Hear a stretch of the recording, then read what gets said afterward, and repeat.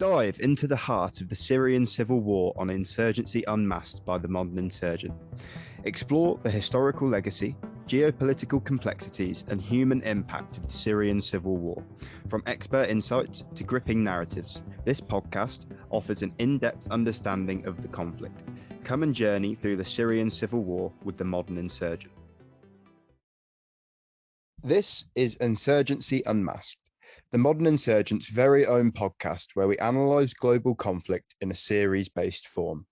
Together, let's dive into the history and politics behind the world's conflicts alongside renowned experts. No narratives, no biases. Let's kick off with, who are you and what do you do? Yeah, so my name is Daniel Hall. I'm a writer at the Modern Insurgent. I do insurgency reports mostly. I am a grad student at the Middlebury Institute of International Studies in the program of Non-Proliferation and Terrorism Studies. And most of my focus is on, let's say, Syria and Kurdistan, as well as the conflict with Turkey, the conflict between Armenia and Azerbaijan. And recently I've been focusing a little bit more on some of the non-Ukrainian groups that are allied on the Ukrainian side in the war with Russia. So that's where I tend to spend most of my focus on. Brilliant.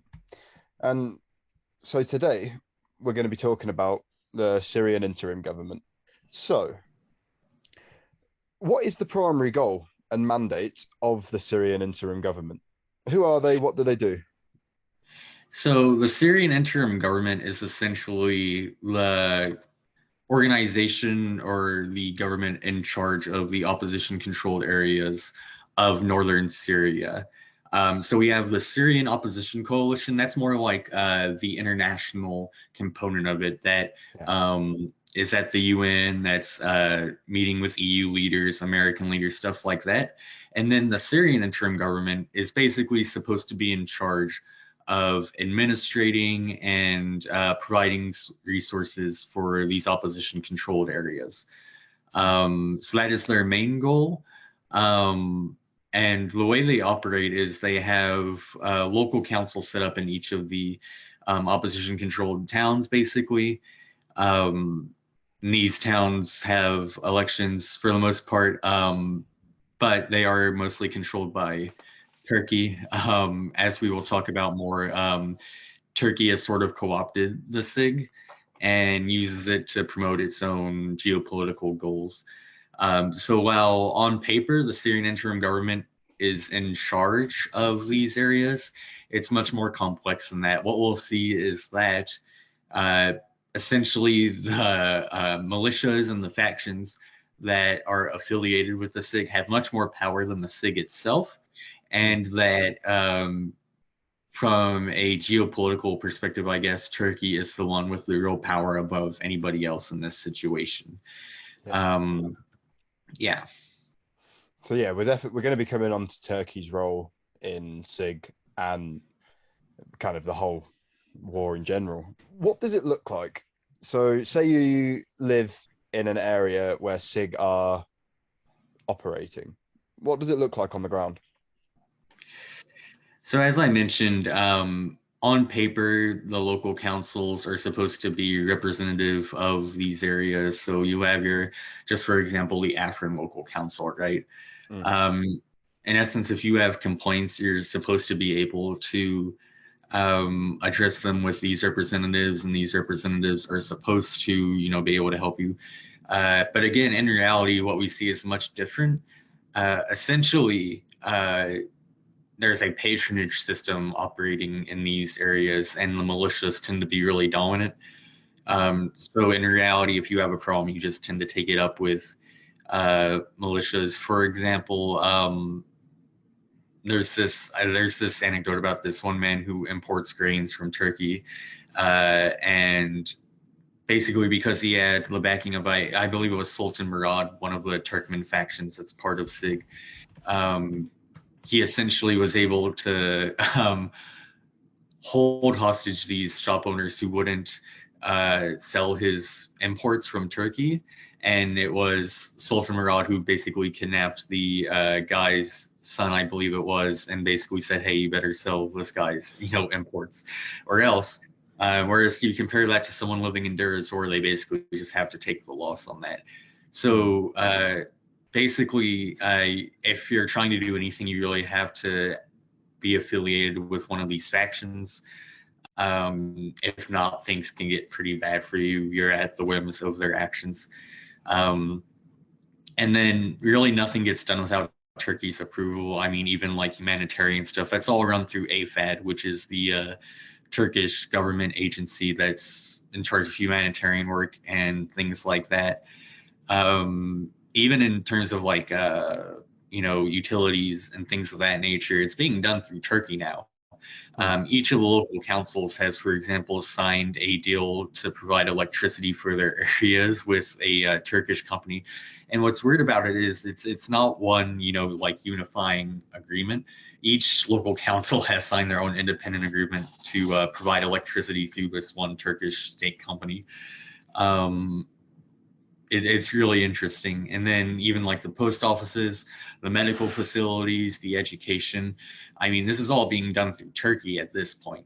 So in reality, like the idea of autonomy is only on paper for the SIG. And I mean, even though like the front lines are mostly static now, right? There's not been any major operations from any side in a few years now. But still, you're dealing with potential airstrikes or artillery fire from the Assad government and their forces, the SDF as well, especially in the African region, is carrying out an insurgency against the Turkish occupation of Afrin. And then there's the infighting between all the various factions, which is pretty common. So even though there's not been any major operation in a few years, it's hard to say that if you're like a civilian living in these areas, you can really enjoy peace. Because either the factions are fighting amongst themselves, you're living under artillery fire or airstrikes from the Assad government, or the SDF's carrying out attacks against, SIG authorities and things of that nature. So even though there's not like a huge ongoing military operation, there's still hardly peace. And of course, the humanitarian situation is not great. We had the earthquake a few months ago that devastated parts of northern Syria. The UN helps only so much in these cases. I mean, in regards to the earthquake, some SIG authorities were pretty critical of the UN's role or lack of role in providing aid. They provided like humanitarian aid, but they didn't provide rescue teams. And so that made the earthquake response really difficult in these areas. We also had Kurdish citizens of northern Syria under SIG control complain that it seemed like the SIG was perhaps ignoring them. The town the hardest hit by that earthquake in northern Syria was Jindaris, which is the majority Kurdish, and it had 1,000+ casualties from the earthquake. And many of the local residents there said they basically had to try to dig people out by hand, that they weren't getting help from either the UN or the SIG. And even then, a lot of the stuff that was getting into northern Syria, a lot of the factions were essentially hoarding it, and AFAD was hoarding it as well. So again, like a lot of these people, it's to them better than living under the Assad regime, but it's still far from ideal. They're still very prone to abuse. They don't really have access to all the resources they want. They're at the whims of foreign powers still. So it's a far from ideal situation.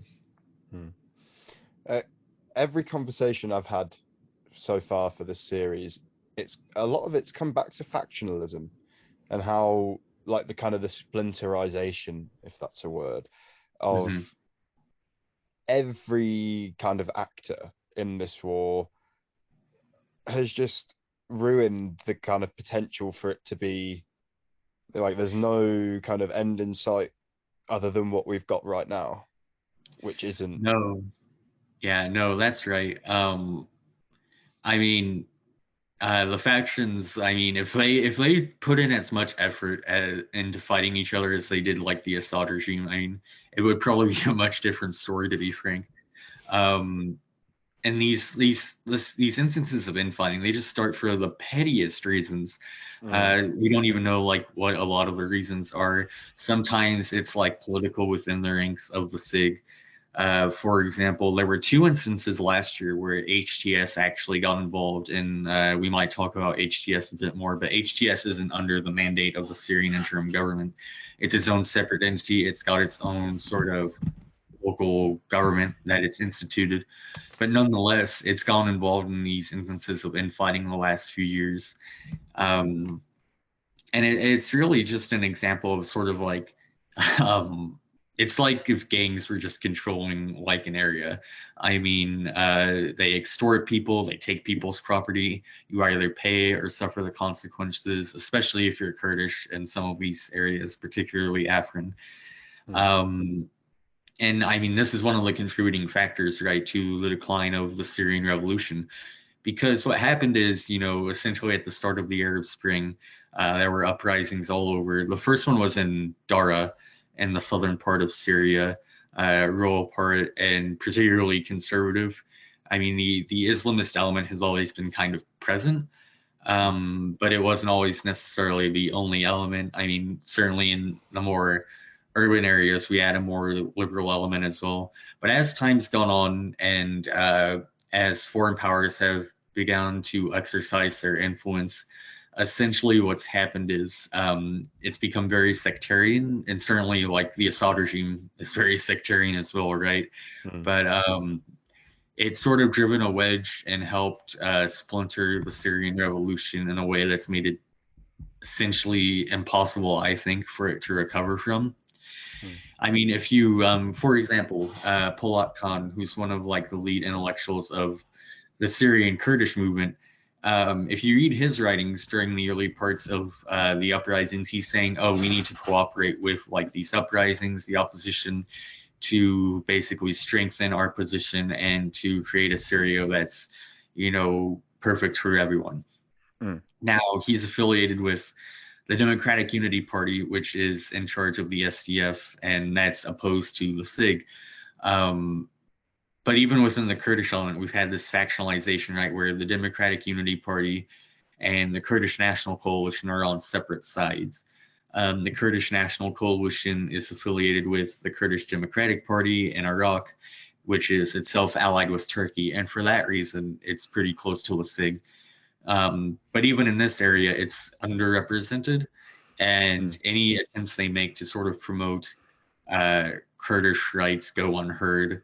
I mean, particularly at like peace talks, they've attempted to like make basic requests like, hey, can we have the name of the country changed from the Syrian Arab Republic to perhaps just the Syrian Republic?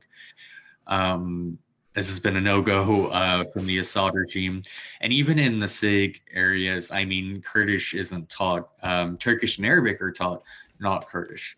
Mm, So even here we have this kind of sectarianism breaking down. And as much as, certain elements want to say, oh, we are fine with Kurds, or Kurds are our brothers, things like that. In reality, on the ground, it looks much different. yeah. Um, and a lot of these liberal elements that were present at the beginning have gone and joined the SDF. For example, I think it was the third or fourth president of the Syrian Opposition Coalition. He defected to the SDF Mm, a few years ago because he didn't like sort of the Islamist tint that was being applied to the SIG. I mean, you can watch documentaries even from Vice who are saying, these fighters who were initially affiliated with the Free Syrian Army, they became disillusioned with it and decided to join the SDF instead. Um, and what you have left are a bunch of factions who basically don't listen to anyone. They can be very brutal in terms of their torture, their extortion, the fighting amongst themselves. It's like they're opposed to the Assad regime, but they're more preoccupied with securing their own economic benefits, their own political influences, and things of that nature, and really to the detriment of the Syrian opposition. mm. So what would you say? So if SIG could have their like ideal scenario in 10 years' time, they get everything they want. What what would it look like? What do you think they envision their goal as? At this point, they would want obviously the Assad regime gone. In peace talks, they've sort of tried to emphasize the need for like a neutral army to partake, because obviously uh, the army is sort of like the Syrian army, to be more specific. It's the vanguard of like the Assad regime. So Mm, in their eyes, any transition to a post-Assad regime would require a neutral army. I don't know how you get that, especially with these factions under their control that sort of just do their own thing and don't really care to listen to anybody. mm, Um, so it's basically they would need to overhaul and basically rein in all of these militias under their control in order to achieve just that part. Um, what we'd probably see is sort of a an ineffective parliamentarian democracy just based on how mm, a SIG operates. And at this stage, like it's hard to see how it wouldn't just be under the influence of Turkey yeah. if this did happen. Um, and in terms of the representation within, I mean, it probably reflect what it is now. I mean, levies. I mean, there were levies, of course, who were opposed to the Assad government at the beginning. At this stage, though, with the sectarian nature of the conflict, I Mm, don't think they would be heavily involved in any new post-Assad government.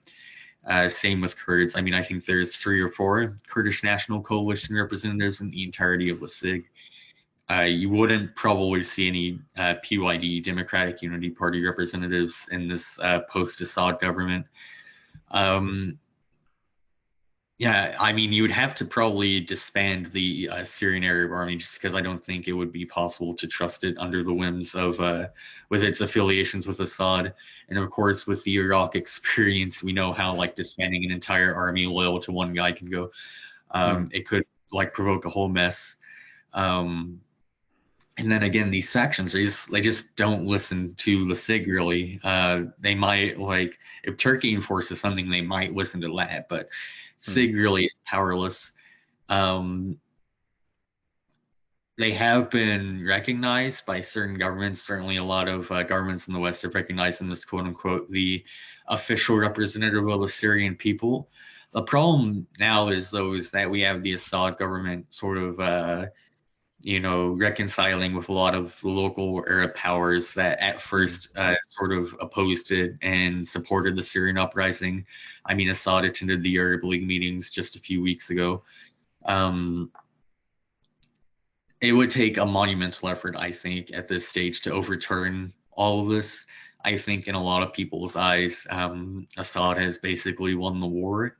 And even if the EU and the US is sort of holding off on reconciliation or acknowledging that, I think a lot of the local powers are not. So in 10 years' time, if somehow like things, I mean, you never know what could happen, right? If things changed, they would have to kind of demonstrate that they can lead a post-Assad Syria, that it wouldn't be just a failed state or approaching a failed state like Iraq has become, you mm. know, because I mean, Iraq at this stage is just a playground for different foreign elements. Um, which is sad. And it's hard to see how Syria wouldn't necessarily come that at this stage with the way the factions operate, with the state of the Syrian army, with the involvement of Iran and Russia and things like that. And even if, say, the autonomous administration in northern Syria got destroyed, I mean, it's been around for 10 years now. It's hard to see the impacts of that going away and everyone just sort of laying down their arms. I think if the SIG got everything it wanted, they'd be in charge of all of Syria. Perhaps it'd be a little more federalized, but at the end of the day, it'd still be relying on Turkey. It still would probably be heavily sectarian in certain ways, in different ways from the Assad government. The modern insurgent is completely independent. If you want to support our work and help boost independent journalism, please consider supporting us via Patreon at patreon.com/moderninsurgent. Thank you very much. What does SIG look like as a fighting force? So I guess it's important to kind of go back to the start of the Syrian revolution to kind of get a better grasp for this, because a lot of the factions involved in SIG received support from foreign powers. For example, some of them were part of the train and equip program, which provided them with tow missiles and other small arms in order to fight the Assad regime. Some of them received training in Turkey or from the CIA, and then others received training in the counter ISIS mission from the US. So just a few of these, like Al-Jabal al-Shamir from the Levant front, received tow missiles. The Hamza division was part of the train and equip program, as was the Levant front. These are two of the major factions of SIG. Sultan Murad also received tow missiles, and they're, again, one of the dominant factions. But basically what happens is around 2015, Russia intervenes in the Syrian civil war, and this is the big turning point, along with Iran, because from this point on, the momentum is without a doubt in the Assad regime's favor. They make huge gains in Aleppo, eventually capturing it after a long, bloody battle. And this has a knock-on effect of basically the powers that were supporting the Syrian opposition. A lot of them realized, okay, Assad's probably not getting overthrown. And Turkey is one of these. So what happens is they decide, instead of, necessarily focusing their efforts in Syria on helping to overthrow the Assad government, is they decide to concentrate on shoring up their own position and their own geopolitical goals in Syria. And this is basically stemming the flow of refugees from Syria into Turkey. There are millions of refugees that crossed from Syria into Turkey and then into Europe, or still reside in Turkey itself. And this has been a big factor domestically in Turkish politics, played a big factor in the election recently. Erdogan won, but he basically had to sort of move his position a little bit to saying, hey, I am going to repatriate these Syrians back to Syria, because they aren't, unfortunately, they face a lot of discrimination from the Turkish populace in Turkey. So there's that. They want to kind of stem the flow of displaced people into Turkey. And more importantly, they want to prevent the Syrian Kurdish forces from establishing a continuous and long-running administration. So around this time in 2016, essentially a few weeks before they begin a major operation, Turkey facilitates a coalition of different Free Syrian Army militias. Many of these would go on to, form the Syrian National Army, but basically combines them all into one operations room. And then they launch Operation Euphrates Shield with the goal of preventing the SDF, the Syrian Democratic Forces, the Kurdish-led element, from connecting their eastern cantons with Afrin in the west. So this launches, there's major battles over Azaz, Jarablus, and with the help of Turkish armed forces, the Free Syrian Army factions prevail. So this is like sort of the first building block on the evolution to what we have now as the Syrian National Army. And a trend we begin to notice is that kind of each time before a major Turkish escalation, there's sort of a meeting and a restructuralization of these fighting forces. The next major one is in late 2017. Basically, Turkish Special Forces, representatives of MIT, which is the Turkish equivalent of the CIA, members of the Syrian Interim Government, and the Syrian Opposition Council, along with militia militia leaders. They all meet in the Euphrates Shield areas. And in this meeting, basically, we have the creation of the Syrian National Army. These militias are organized into 3 different legions. And uncoincidentally, just about a month later, after this officially comes into existence, the Turkish operation against Afrin begins. Afrin is in the northwestern part of Syria, bordering on the Hatay province of Turkey, and majority Kurdish. It was one of the areas mostly untouched by the war up until this point. But again, it's very important from Turkey's point of view to prevent something like this from prospering, because obviously they've been having their own war with the PKK for 40 years now. The Kurdish element within Syria, the Democratic Unity Party, it's adherent to the same ideology as the PKK, and many of their fighters are former PKK. So from Turkey's goal, it does not want to see any sort of autonomous Kurdish administration on its border, especially one that is, sort of implementing these Öcalanist ideas. And so Afrin gets invaded.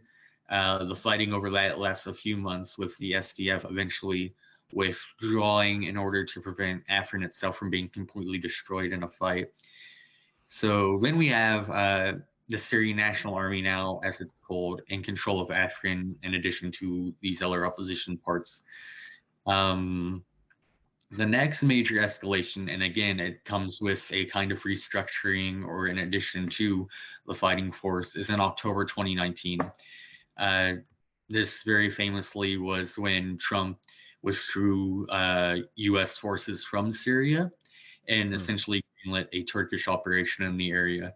And a few weeks before this, what we had was the National Liberation Front, which was a coalition of various kind of Islamist elements that were operating in northern Syria that had not previously been part of the Syrian National Army.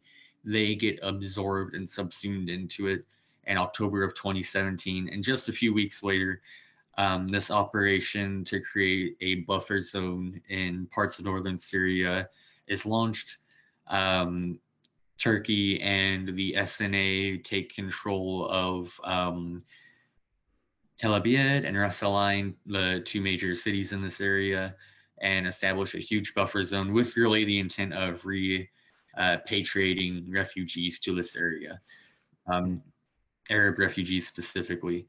And then we have this, like I said, these factions, they are just sort of allergic to cooperating unless Turkey kind of forces them to in a major operation. So for that reason, there's been a lot of restructurings along the way with the different legions. At one point, they said, forget about these legions, which are essentially kind of divisions, let's just organize based on like these different operations rooms. That just led to more infighting. And so eventually what we have recently is this final restructuring into 3 different legions that still exist to this day. So we have basically elements of the original 2nd Legion mixed in with the 1st Legion. They basically restructured the whole thing to try to make it more efficient and more like a cohesive fighting force, but it's not really working because, again, at the end of the day, the factions do what the factions want to do, right?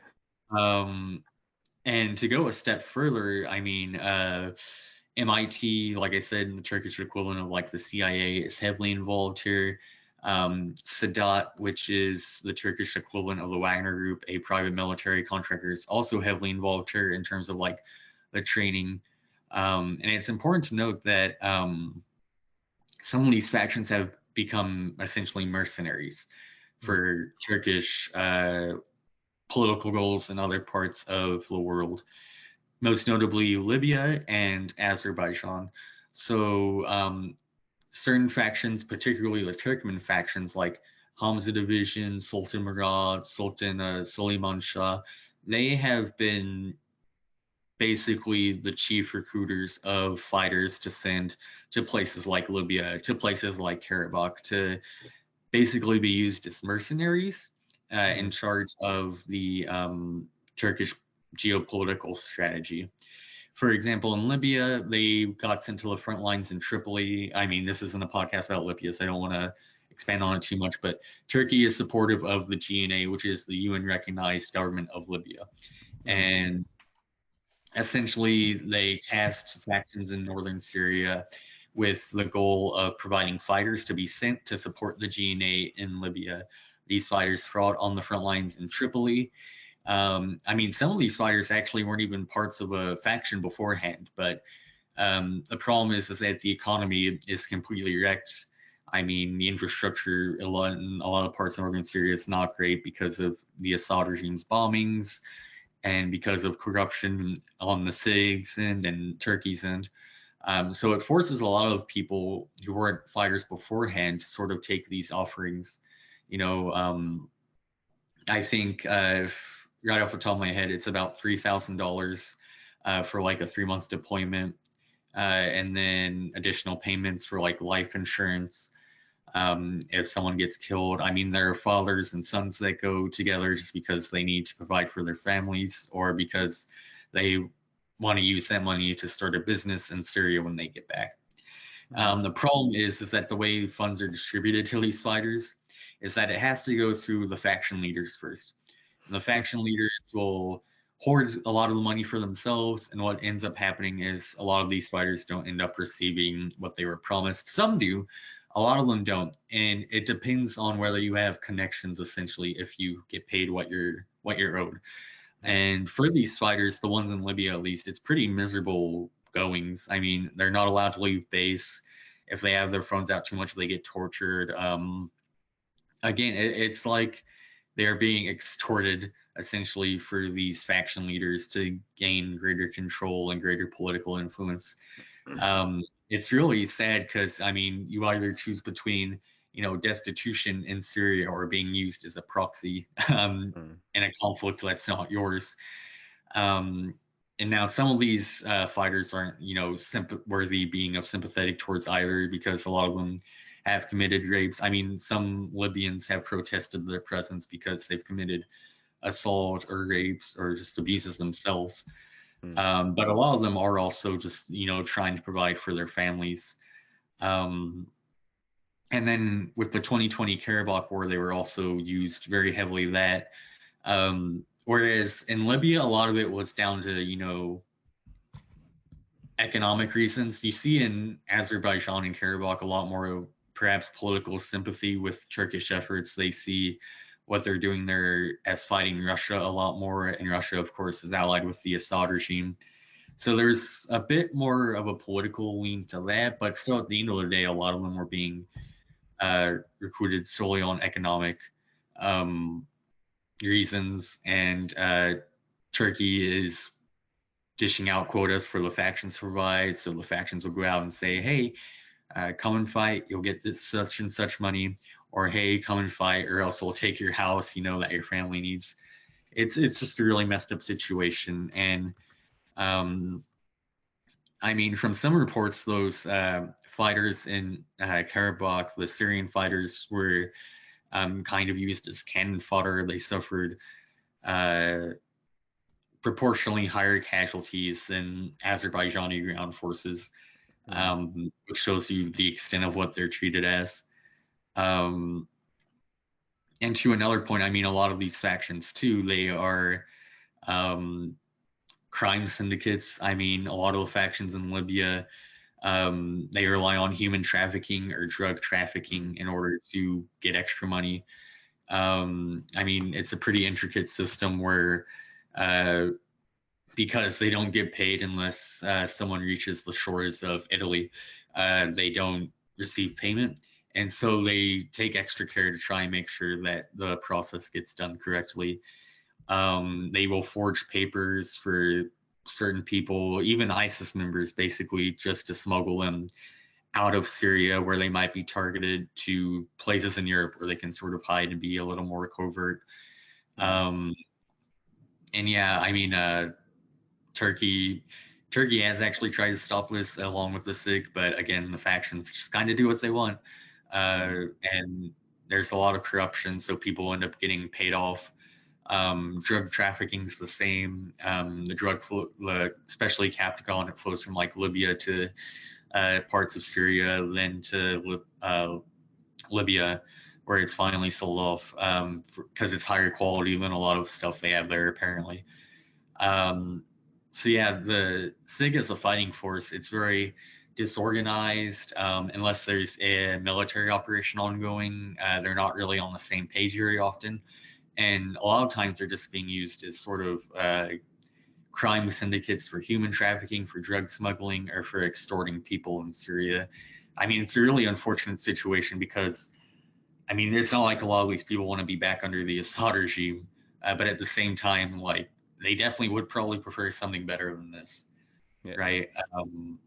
Or al-Shakia too, it's worth talking about them for a quick moment.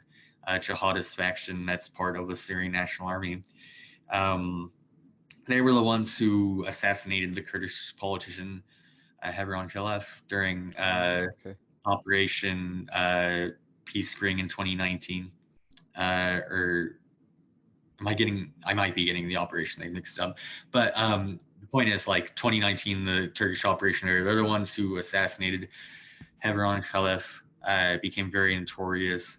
These were also the guys who sort of denied entry to U.S. special forces during the counter ISIS operation. Basically, they would not let U.S. forces into northern Syria, and they had to turn around. They are like the chief sort of abusers in parts of Afrin where they steal people's crops, they steal olives, they extort people for their housing. I mean, again, this is just another example of how the SIG as a fighting force is just very ineffective and corrupt to the detriment of both their own aims and to the livelihoods of people under their control. I also think it's very telling that kind of Erdogan's plan to build Turkey's sphere of influence is still done on the back of Syrians. Yeah, I mean, and a lot of Syrian opposition figures still see Turkey as a friend. But really, if you examine it objectively, I mean, they're not really their friends either. I mean, I think even Erdogan's kind of tacitly admitted that Assad's going to stay in power, and there's been preliminary talks that there will be sort of a meeting between Russia and Turkey and Syria. Maybe Iran will be involved too to sort of settle the war once and for all. And I mean, even with these operations against Kurdish forces, they're kind of a quid pro quo with Russia, right? Because after the Turkish operation in 2019, a few months later, we had a major Assad regime offensive against opposition-controlled areas, and that was basically done with like the acknowledgement, hey, we're going to, you know, invade these parts of northern Syria, so that way the Assad regime, you know, can get its influence there, but we're also going to let them do it in northern Syria as well. This is sort of, you scratch my back, I'll scratch yours. Now, Turkey did eventually get involved in this because either Russian warplanes or Syrian warplanes did bomb a Turkish base. And the Turkish response was very heavy to this. I mean, they kind of decimated the Syrian Arab army, destroyed dozens of Assad regime vehicles, killed hundreds of Assad regime soldiers. And it's like, okay, good, but if you could do this the whole time and you were truly supportive of, you know, overthrowing Assad and supporting the Syrian opposition, it seems clear you could have done it. You know, I mean, they just stood no chance against the Turkish NATO, you know, supplied army. And yeah, I mean, the future for the SIG's really uncertain in this regard because, you know, if the Assad regime does make a deal with Turkey, you know, where does that leave the SIG? You know, there's a chance they would probably divide and conquer sort of areas in northern Syria, but would these areas get, you know, annexed into Turkey? I mean, some people certainly think that's a possibility, right? Especially with how we see, you know, the forced demographic replacement in areas in northern Syria and like sort of the suppression of Kurdish identity in these areas and even Yazidi identity in these areas. One of the unfortunate elements is when the SNA sort of took control of Afrin, they demolished Yazidi temples there and Yazidi graves. as if we Yazidis haven't been through enough in the past few Yeah, years. it's Um, horrendous. it is really, I mean, as I mentioned earlier, Kurdish isn't even taught in these areas. Turkish is. If you, I Mm, mean, if you wander through parts of the opposition-controlled areas, you might. I mean, if you're like a novice, if you're not, familiar with the area, you might be confused and think you were in Turkey because there's Turkish flags hanging everywhere. yeah. A lot of the SNA commanders are wearing Turkish flag patches on their uniforms. Um, and it sort of makes you question, at least for on the ground elements, are you really fighting for Syria anymore, or are you just fighting for Turkey at this Mm, point? Um, and I guess they kind of dodged a bullet from the SNA's perspective with the Turkish election because Erdogan won. And even though Erdogan has made his own, sort of admissions about Assad winning and about repatriating a lot of Syrian refugees, at the end of the day, he's probably going to be more supportive in the long run than the Turkish opposition would have been, which was vehemently discriminatory against Syrian refugees and very anti-Turkish military presence in parts of Syria.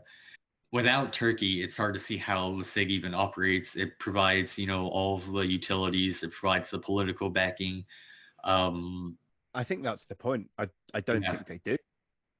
Like they just don't operate without Turkey. I think Turkey is the absolute backbone of anything that SIG is able to do right now. no, absolutely. And you even hear like complaints from local councils about this because even though, quote unquote, they get to freely elect their representatives, I mean, especially in the area of like aid and humanitarian stuff, everything's run through AFAD, again, the Turkish Mm, humanitarian agency. So unless you're jiving kind of with whatever they're wanting to do, it's not going to get done. mm, Um, Even again with the infighting, I mean, Turkey could have the power to kind of stop this stuff from happening. We saw that when HTS got involved last year. mm. Turkey intervened and kind of said, hey, you guys need to back off to, your own areas. And, the fighting kind of ceased. But again, that begs the question, if that's happening in this instance, why isn't it happening more? Why isn't Turkey putting the foot down more? And perhaps it's because they have an interest in keeping these factions divided rather than on Mm. a uniform front where they could reasonably counter the Assad regime or even stand up to Turkey Yeah. and, say, hey, we've had enough of your interference. We want to be truly a Syrian force. Not that I think that would happen at this point just because of the way it's divided. I Yeah. mean, and it's truly hard to like read this and like kind of not get depressed about the situation. I mean, you don't have to be a fan of like any of these factions. To be frank, I'm kind of not. I mean, like I've told you, they basically most of them operate like criminal gangs, right? But from a perspective of being sympathetic to just normal people on the ground, there's not really good options for them. There's only bad and less bad. Um, and Certainly. yeah, it's pretty terrible. Mm. And I think for my final question, it's how could you elaborate on SIG's approach to how to phrase it, like the accountability and Mhm. kind of justice for the people in the areas that they kind of rule over, Mhm. like and to really address the horrendous crime, like war crimes and human rights abuses that the people in these specific areas have faced in the last 12 years, Mhm. because they currently rule over some of the most heavily affected areas of the entire war. Yeah, I mean, they have been vehemently opposed, of course, to any sort of reconciliation and rehabilitation of the Assad regime. The SOC, the Syrian Opposition Council, released countless statements recently objecting to what the Arab League's been doing in terms of inviting Assad back. They met with EU officials to try and, sort of emphasize, hey, we cannot sort of, say that this is okay in regards to the Assad regime. Mm, Um, sort of being recognized again as the government of Syria. And they are certainly supportive of the Caesar sanctions.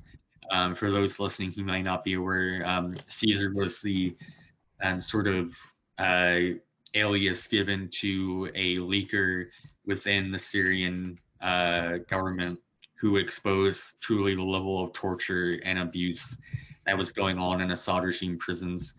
Um, and so, to that end, the U.S. has implemented this package of sanctions against figures it accuses of supporting the Assad regime. So there's a lot of members of the Assad family itself on there.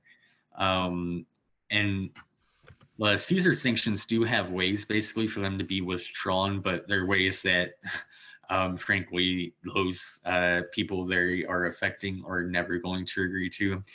For example, an end to Syrian and Russian aircraft bombing civilians, never going to happen. Iranian, Syrian, and Russian forces connected to them no longer restrict humanitarian access to besieged areas. I mean, this is a contention every few months with the Al-Bab Hara, and I'm probably butchering a little bit the pronunciation, but with the border crossings into parts of the opposition-controlled areas where there are genuinely millions of displaced people who need this humanitarian efforts. I mean, Russia holds the UN hostage over this every few months, right? So again, that's not really going to happen. All political prisoners are released, and the appropriate international human rights organizations are given full access to Syria's prisons and detention facilities. Not going to happen. I mean, if it did happen, they probably try to destroy as much evidence as possible beforehand.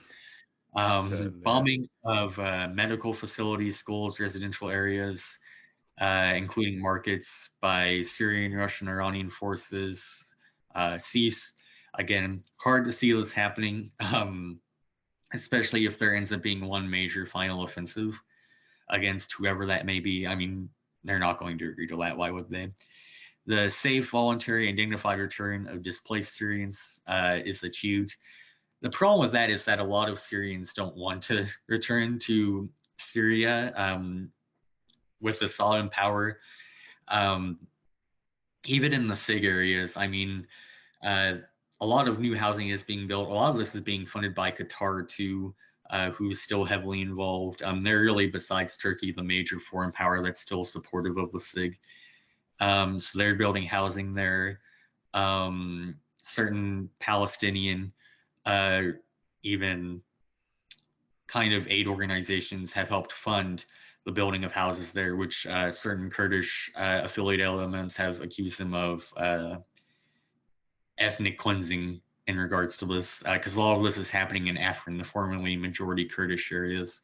I mean, I even saw an Instagram post a few days ago from the Mulham team, which is kind of a nonprofit operating on the ground. They're talking about building new housing in the Azaz, the area of Azaz. But I mean, they don't want. A lot of people just don't want to go back because the future is uncertain. They recognize the abuses in these areas by the SIG as well. And it's kind of disgusting sometimes. Like just when I was doing like research to make sure I was on top of my game for this, I came across one article from TRT, which is a Turkish state affiliate, talking about how before the war there was 1 million people in this area, and afterwards there's 2.3 million. This demonstrates the effective governments of like the SIG, and it's so insulting because the reason there's a swelling of people there is because they all got displaced from aerial bombing campaigns, and a lot of the people being repatriated genuinely don't want to go back, but Turkey doesn't want them there either because it's bad for Erdogan's approval rating. It's just really insulting. So there's that, which again, a lot of people just don't want to go back as long as Assad's in control. It's just such a foul rhetoric. Like it takes my breath away. It genuinely is. I mean, I remember reading that and just kind of having to like go away for a few minutes and just fume. It's so insulting. Like if you genuinely care about like protecting people, I don't understand. Anyway, shills will be shills, right? The final point that would like get the Caesar sanctions lifted would be accountability for perpetrators of war crimes in Syria and justice for victims, including by participation in the credible and independent truth and reconciliation process. Again, at this stage, it's hard to see anything like that happening, right? With so much leverage being in the Assad regime's court. Why would they agree to this when it would just end up with a lot of them in jail, right? Especially Assad himself, So I mean, to me, a lot of these are just non-starters, which I think is supposed to be the point. Um, but yeah, the Syrian Opposition Council continues to object to any rehabilitation of Assad. I mean, it's kind of sad because even in their controlled areas, they clamp down on protests against like anything. I mean, there's an example of the civil police in Jarablus dismissing 3 members of their own unit for protesting against normalization with Assad, and it's like, I'm confused. Are you guys like actually anti-Assad or not? You know, it's super weird. Um, That's very telling of the yeah. Syrian civil war, really. Like the Hmm. absolute kind of spider web of connections and different factions that either like each other one day, hate each other the next, and will lie about both to each other and to everyone else around. Like it's endless. Like doing all the Hmm. research I've done for this podcast and speaking to the people I've spoken to, like I said, I don't see an end in sight because it's just that kind of intertwined at this point where everything is all over the place. No, you're exactly right. And whenever I'm talking to someone who's not really familiar with the Syrian conflict that much, but they want to know more, Mm. I tell them, well, you better get, a thesaurus out because, there's probably hundreds of factions I could go off and just like name and hundreds of different acronyms. It's just such a giant mess. How do you even begin to get something like this under control? How do you begin like say these opposition areas get subsumed into Turkey eventually, like how does Turkey even begin to like get these factions under control? Is it going to have to basically go to war with these factions? What's going to happen here? How does it reconcile this?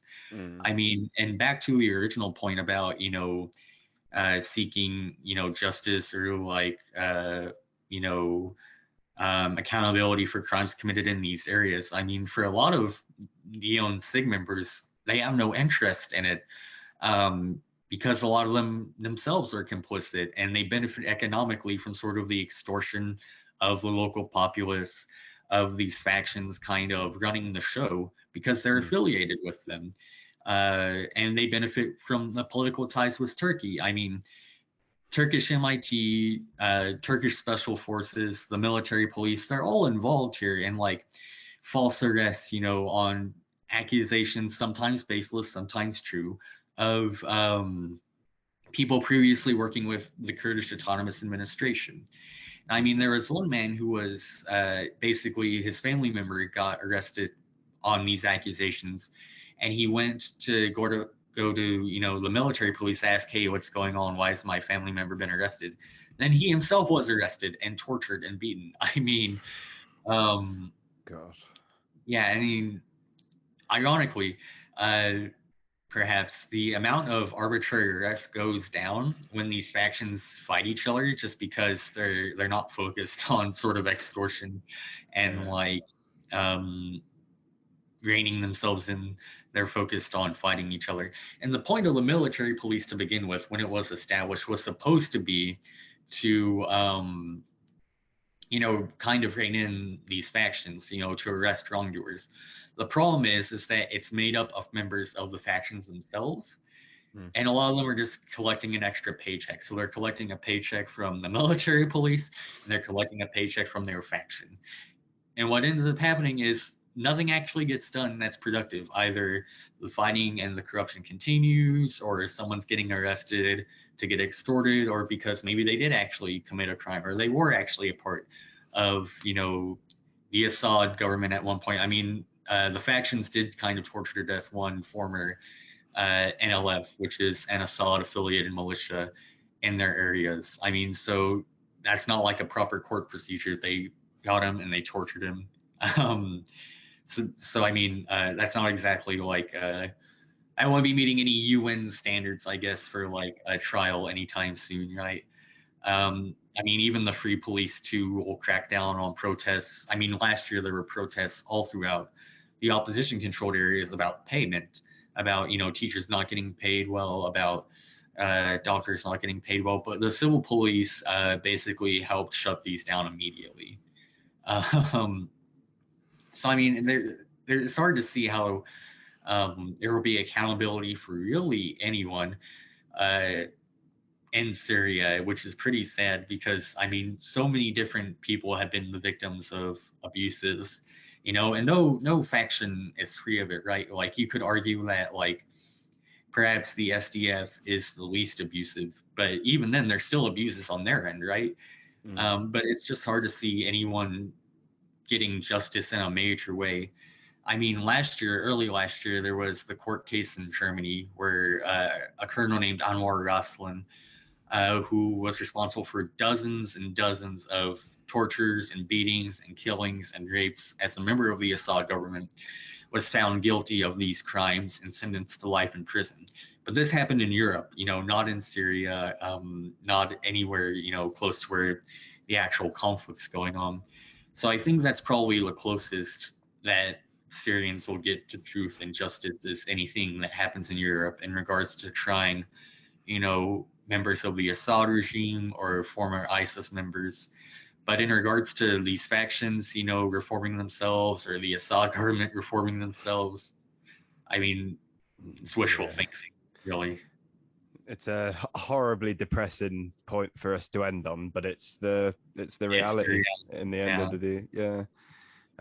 So is there anything you'd like to plug? Any socials or anything that you want to put out there? Yeah, sure. So on Instagram, I am at Daniel Hull, and that's spelled DANEELHALL. That's not how my name's actually spelled, but Daniel Hull properly was already taken, so I figured whatever. On Twitter, I'm trying to tweet more about like, my writing and stuff.